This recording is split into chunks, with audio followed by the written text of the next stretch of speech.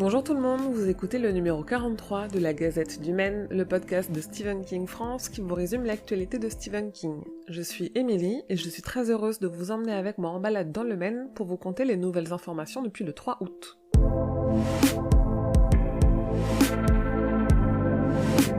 Un nouveau livre de Stephen King a été annoncé. Le 2 mars 2021 sera publié en anglais Later, un roman mélangeant polar et fantastique. Long de 256 pages, le roman raconte l'histoire d'un enfant, Jimmy Conklin, doté d'un mystérieux pouvoir surnaturel qui va aider une détective de la NYPD à essayer d'attraper un tueur en série.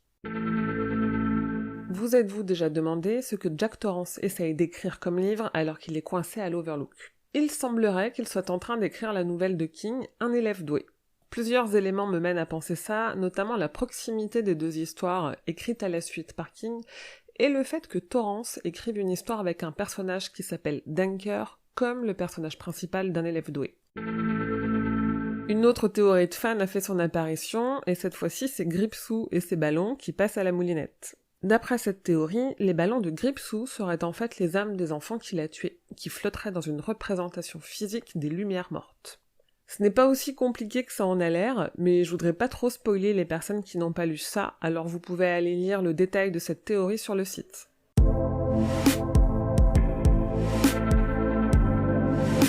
On a eu des news de la nouvelle adaptation de Charlie. Le réalisateur a donné une interview dans laquelle il confie que le script a été approuvé par Stephen King. Le tournage devrait débuter cette année et il promet qu'il y aura des gens qui s'enflamment et des visages qui fondent.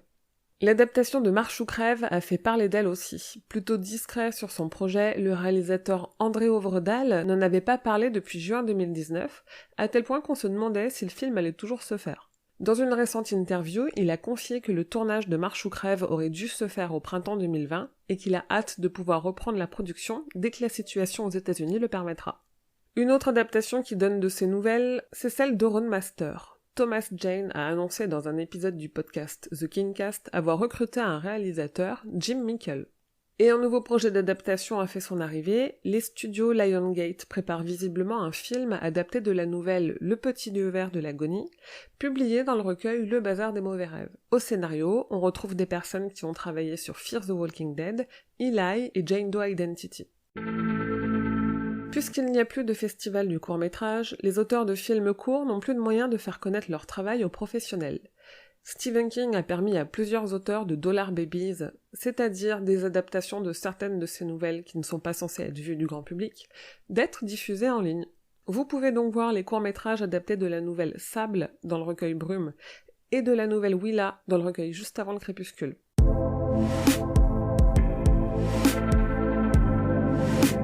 Mesco a annoncé une nouvelle figurine Gripsou de 1990, à l'effigie de Tim Curry donc, dans leur gamme Mesco Designer Series.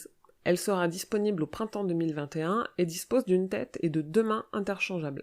Et vous le savez, je suis un peu lassée des figurines de Gripsou, mais parmi les produits dérivés de la licence officielle ça, on a parfois de très bonnes surprises. Et je me suis régalée en découvrant que Tubbs Cosplay, qui fait des canards de bain cosplayers, a sorti une gamme Bloodbath, c'est-à-dire bain de sang, littéralement. Ils ont en fait sorti des canards de bain à l'effigie de Regan de l'Exorciste, de Beetlejuice, des 2 vampires de The Lost Boys, et donc bien évidemment de Gripsou, et je dois dire qu'il est assez irrésistible, ça donne bien envie de flotter avec lui.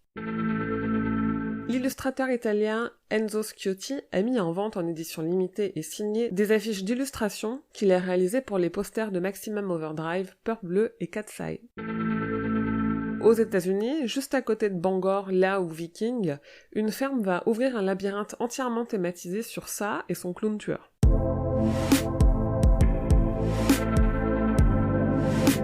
Le 26 août est publié aux éditions Albin Michel dans leur collection pour ados Wiz, le livre La petite fille qui aimait Tom Gordon. Le 1er septembre, c'est la première saison de The Outsider qui sort en DVD et Blu-ray en France. Et le 2 septembre, c'est Anatomie de l'horreur, en version poche, qui sera publié dans ce format pour la première fois, en un seul tome et dans une version augmentée.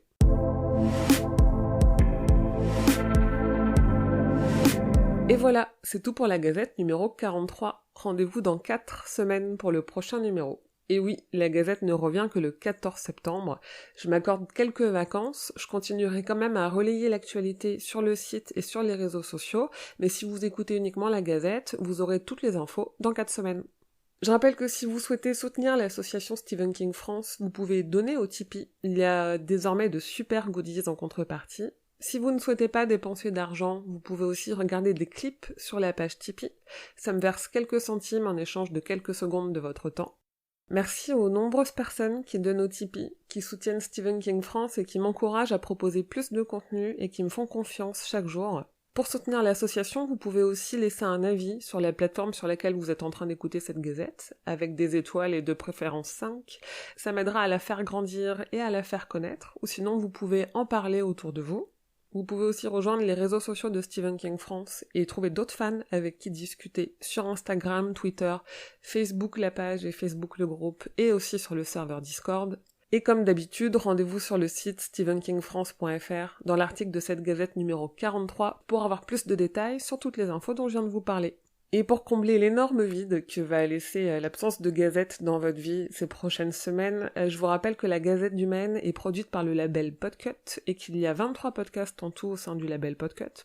Les 22 autres podcasts parlent santé, whisky, cinéma, séries, musique, mais aussi bière, hockey sur glace.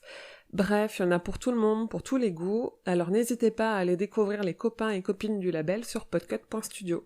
Je vous dis merci et à bientôt, fidèles auditeurs et auditrices, que vos journées soient longues et vos nuits plaisantes.